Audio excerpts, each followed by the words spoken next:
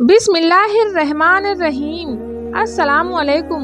اگر مرد ایک ایسی عورت سے ہم بستری کرے جو کہ اس کی بیوی نہیں ہے تو یہ جنا کہلاتا ہے۔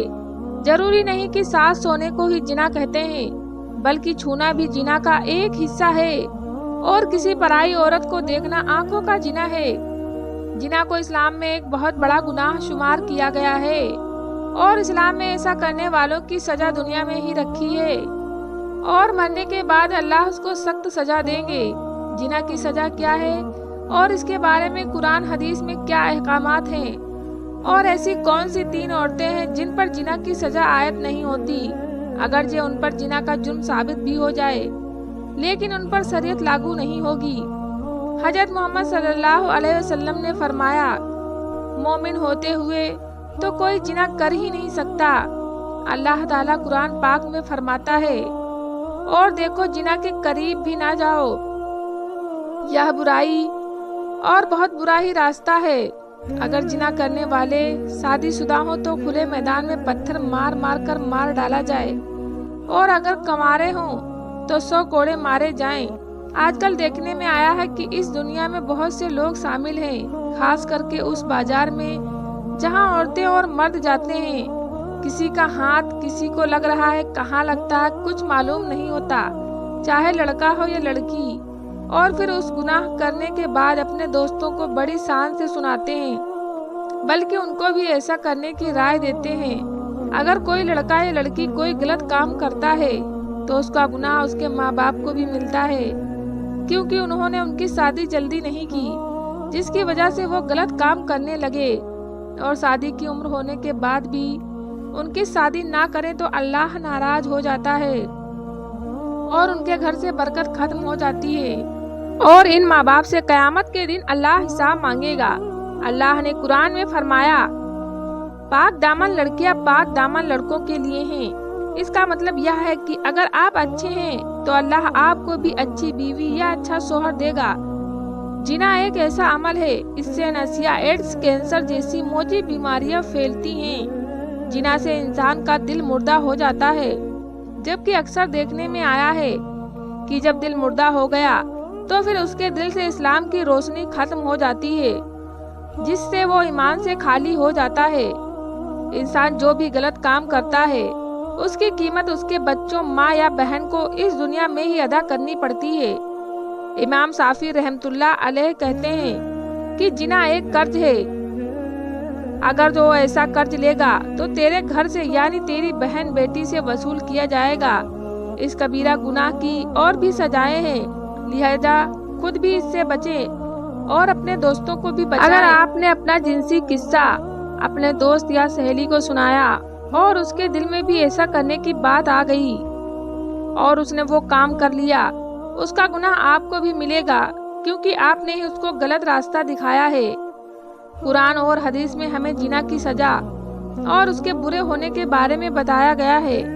اللہ تعالیٰ فرماتے ہیں، جنا کے قریب بھی نہ جاؤ، یہ بے حیائی اور برائی کا راستہ ہے۔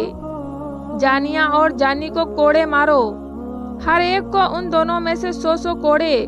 اسی طرح نبی کریم صلی اللہ تعالیٰ علیہ وسلم نے فرمایا، شادی شدہ مرد اور عورت جنا کریں تو دونوں کو سنسار کر دو، یا اللہ کی طرف سے سزا ہے۔ جانی ایمان کی حالت میں جنا نہیں کرتا، یعنی جب وہ ایمان سے خالی ہو جاتا ہے تب وہ جنا کرتا ہے۔ رسول اکرم صلی اللہ علیہ وسلم سے بڑے گناہوں کے بارے میں پوچھا گیا تو آپ صلی اللہ علیہ وسلم نے فرمایا، ہمسائے کی بیوی سے گناہ کرنا بڑے گناہوں میں سے ایک گناہ ہے۔ جنا کرنے والا مسلمان عاقل اور بالغ ہو، جس نے یہ جرم اپنے اختیار سے کیا ہو اور جرم کے لیے اس پر کوئی زبردستی نہ کی گئی ہو۔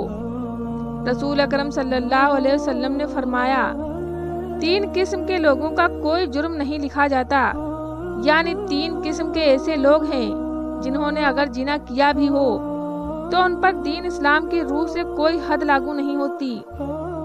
تو وہ جو کہ نابالغ جب تک بالغ نہ ہو جائے، جو سویا ہوا ہو جب تک کہ وہ بیدار نہ ہو جائے، اور تیسرا وہ جس کا دماغی توازن ٹھیک نہ ہو، دیوانہ ہو، مجنون ہو، اس پر بھی اس کی کوئی حد نہیں۔ آپ صلی اللہ علیہ وسلم نے فرمایا، میری امت کی بھول چوک اور جس پر مجبور کیے جائیں معاف کر دیا گیا ہے۔ یعنی اگر آپ سے کوئی بھول چوک ہو گئی ہو تو اللہ تعالیٰ آپ کو معاف فرما دیں گے۔ اگر آپ کو کسی چیز کے لیے مجبور کیا گیا ہے تو وہ بھی معاف فرما دیں گے۔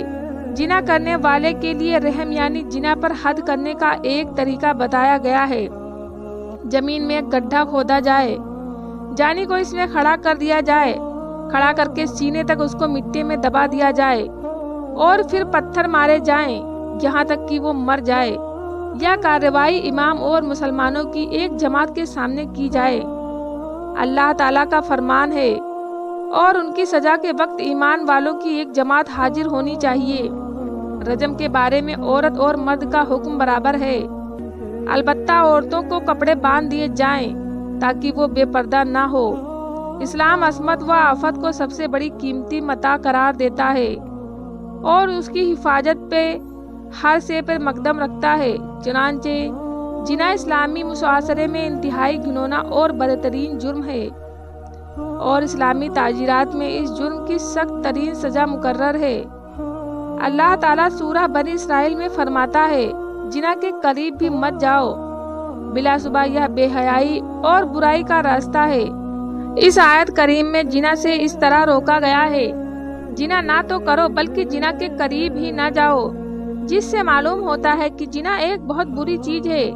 عبداللہ بن مسعود رضی اللہ تعالیٰ عنہ فرماتے ہیں کہ میں نے رسول اکرم صلی اللہ علیہ وسلم سے پوچھا کہ سب سے بڑا گناہ کون سا ہے؟ آپ صلی اللہ علیہ وسلم نے فرمایا، سب سے بڑا گناہ یہ ہے کہ تم اللہ کے لیے شریک ٹھہراؤ حالانکہ اس نے تم کو پیدا کیا ہے۔ میں نے پوچھا، اس کے بعد کون سا بڑا گناہ ہے؟ فرمایا، یہ کہ تم اس خوف سے اپنے بچوں کو قتل کر دو کہ وہ تمہارے ساتھ کھانا کھائے گا۔ میں نے پوچھا، پھر کون سا بڑا گناہ ہے؟ آپ صلی اللہ علیہ وسلم نے فرمایا، یہ کہ تم اپنے پڑوسی کی بیوی سے جنا کرو۔ ابتدائی اسلام میں جنا کی سزا یہ تھی کہ جنا کرنے والی شادی شدہ عورتوں کو تاحیات گھروں میں بند کر دیتے تھے اور کنواری لڑکیوں یا غیر شادی شدہ مردوں کو جنا کرنے پر زنجر و توبیق اور ڈانٹ ڈپٹ کی جاتی تھی۔ جیسا کہ اللہ تعالیٰ کا ارشاد ہے، جو تمہاری عورتیں جنا کریں تو ان پر 4 مردوں کی گواہی طلب کرو، پھر اگر وہ گواہی دے دیں تو عورتوں کو گھر میں بند کر دو تا وقت یا ان کو موت آ جائے یا اللہ تعالیٰ ان کے لیے کوئی راستہ بیان کر دے۔ اور تم میں سے جو لوگ جنا کریں تو ان کو ڈانٹ ڈپٹ سے اذیت پہنچاؤ، اگر وہ توبہ کر لیں اور ٹھیک ہو جائیں تو ان کو کچھ نہ کہو، بے شک اللہ تعالیٰ بہت رحم کرنے والا ہے۔ اللہ تعالیٰ سے دعا ہے کہ اللہ تعالیٰ ہمیں جنا جیسی موجی مرج اور اس کبیرہ گناہ سے بچائے، آمین ثم آمین۔